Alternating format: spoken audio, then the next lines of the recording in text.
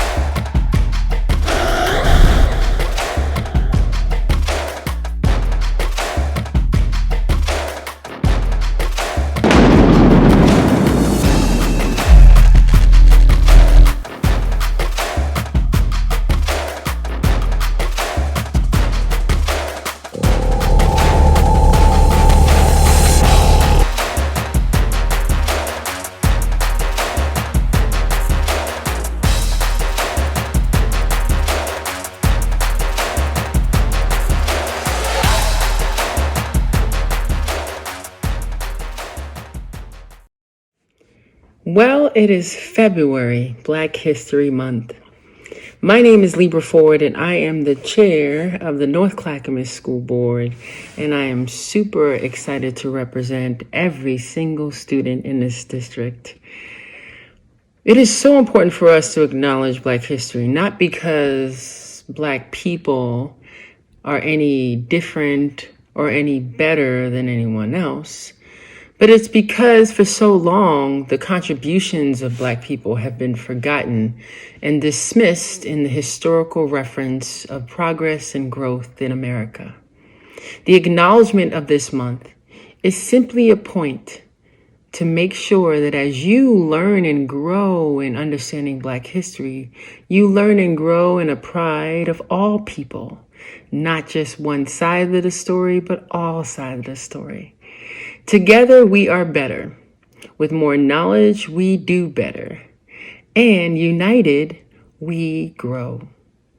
Happy Black History Month to you and yours. May you be as prideful as I am about all the excellent things that Black people have contributed to this wonderful country we call the United States. Why am I proud to be Black? When I'm asked that question, there isn't one event or one occasion that I can pinpoint and say, this is the reason why I'm proud to be Black, but it's because of everything that comes with being a Black person. I am proud to be Black because I come from kings and queens. What makes me proud to be Black, African American / brown is just that everything in the world has history behind it, and I just feel great learning about the history behind my skin and behind the words that we use in general, learning how all these Black leaders stand up for our rights in general, for us to go to school, for us to stand in, just for us to be standing out in general and have a life. I'm proud to be Black because regardless of what we go through, regardless of the odds, we still prevail. I'm proud to be Black because it has taught me to be resilient, empathetic, loving, colorful. I'm proud to be Black because Blackness is beautiful. And I'm proud to be Black because it's so hard not to be proud. And I'm very grateful to be born in that. And I am proud of that. I'm proud of being Black. I'm proud of being me. I'm not weak. And I'm so amazed that I have a wonderful history that reminds me of that every day. What makes me proud to be African American is all my culture, my heritage.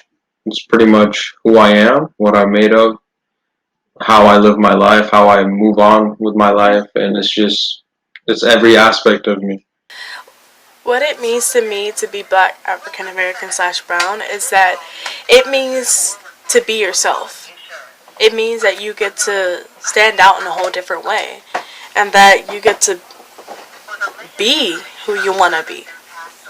My favorite thing about being African American is the fact I have a culture that I've grown up with and amazing food and decorations and pieces of clothing from ancient history that has a lot of meaning. I'd say my favorite thing about being African American would probably be just the community because I think it's a great community to be around. And not only that, but have gone through struggles, trials, and error, but have managed to make it and still be here today and be one of the most amazing, impactful races in this life, just like any other race. I would like to introduce the wonderful Representative Janelle Bynum. She has been a part of the Oregon House of Representatives since 2017, and we are honored to have her to be a part of our Black History Month celebration.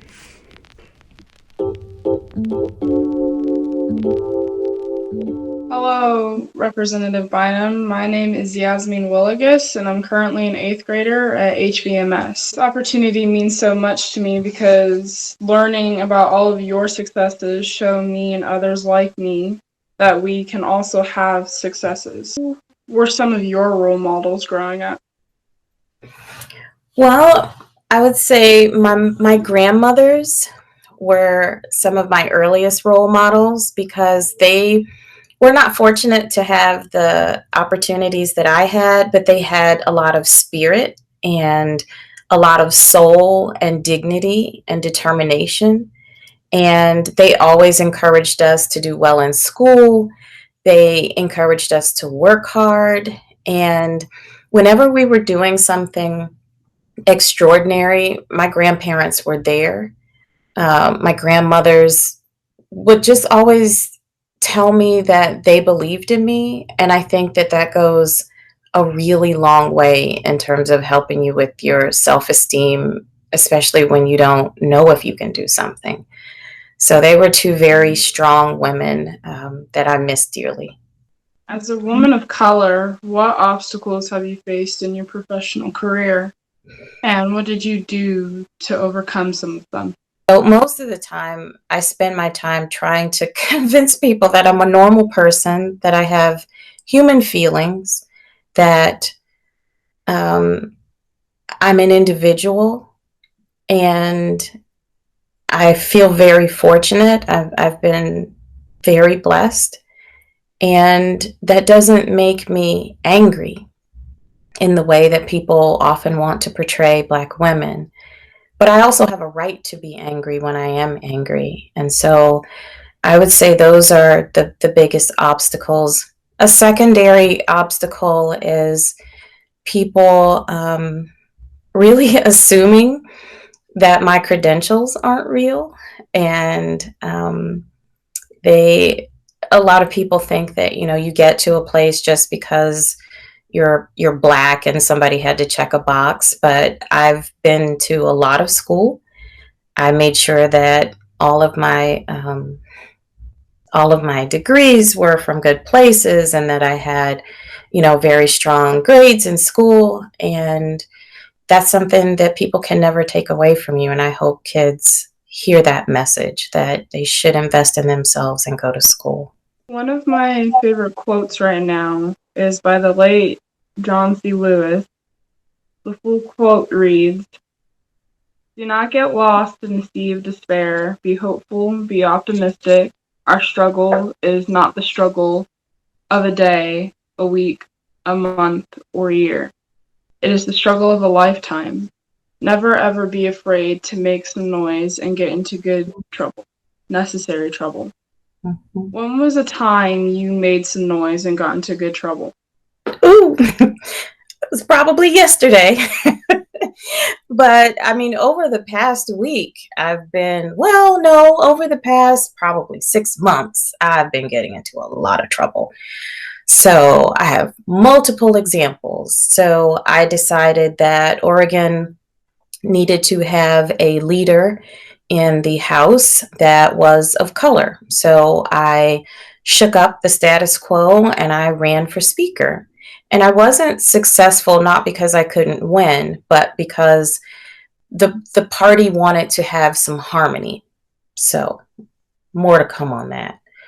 I also made some good trouble because our inmates in our prisons were not getting vaccines and they don't have a choice in where they live. Yes, they committed a crime, but I think when we start to make ethical decisions about who gets what in our society, especially with our response to COVID, we have to take care of the vulnerable first. And as much as people don't think a lot about prisoners, I think that those people who don't have a choice in where they live need to be cared for, and they're wards of the state. And so I spoke up against that. I also spoke up against the way the Department of Corrections medical director was treated by a judge. And that's a pretty bold thing to say something about how a judge speaks to people in their courtroom. But I thought she was disrespectful, and I spoke up about it. So those are just 3 examples. I'll close with this though. My husband has he has a tracker on my name in like Google alerts. And so every day he gets a listing of the mentions of my name in the newspaper. And I don't track myself like that, but he can kind of tell how things are going. And this morning he says, "Oh, you were in good trouble again yesterday. I saw your name about something with banning tear gas or something like that." So I stay in trouble. I think whatever you decide to do in life, you should be true to your why. That's WHY. And my why is that I care deeply and unapologetically about children and Black children. My why is that I care deeply about families and Black families and their ability to pass on wealth to their children and their children's children. And so when I decide to take a stand on something, I ask myself, does it further the interests? Does it protect our children? Or does it protect families and their ability to thrive and succeed? If the answer is no, I won't go in very deep on it. But if the answer is yes, I'm going to fight to the bitter end. What can young people like myself do to be more active and create change in our community? Where can we start? What can we do right now? I have encouraged young people to get engaged on issues that they care about. So anyone in Oregon, anyone actually in the world, can look online in our Oregon Legislative Information System called OLIS, type in a keyword, something that they care about. It could be basketball, I don't know. And there may be a bill that's coming up that's about basketball. And whenever that bill is coming up to be heard, to have public input, anybody can testify. And you just testify for like 2 minutes and you just say what you think about it. So we've had people come and testify about tear gas. We've had people come and testify about the Crown Act. We've had people testify about the environment. We have an effort about youth voting at not voting at age 16, age 17, registering to vote so that they can participate in the general elections. So we have lots of bills that everybody can participate in. But all you have to do is find the one that you want and come and testify. That sounds very interesting. Or you can write a letter. You can do that too. Or you can write what they call an op-ed in the student newspaper or even in the Oregonian. You can do that too on things that you care about. On behalf of my peers, thank you. Thank you so much for your time. You're welcome. Hello everyone, I'm Mr. Zen, counselor and also advisor for the Multicultural Club. We would like to invite you to visit us and come every Tuesday at 4:15 p.m.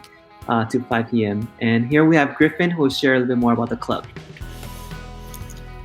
This month is Black History Month, and if you would like to learn about cultures other than your own, maybe make some new friends, come here to Multicultural Club.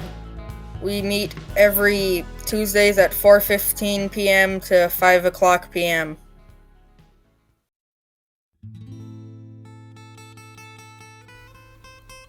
Hey everyone, this is a app for Sparrow, and it's sadly only for iPhones, but you can talk to your school's Sparrow and send them gifts, emojis, notes, and other things, and your Sparrow will get to see them, and it's just a really nice way for you to connect with your Sparrow, and it's a really good chance for you to help support. So yeah, thanks.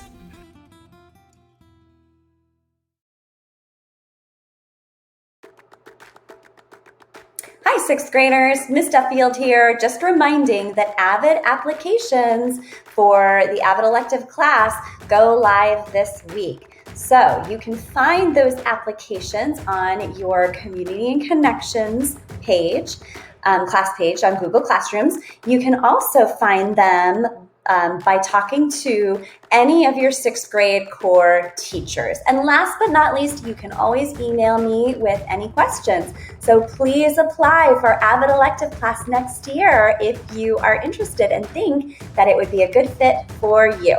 Take care. My friends, it's what I want to do. Yeah, we want to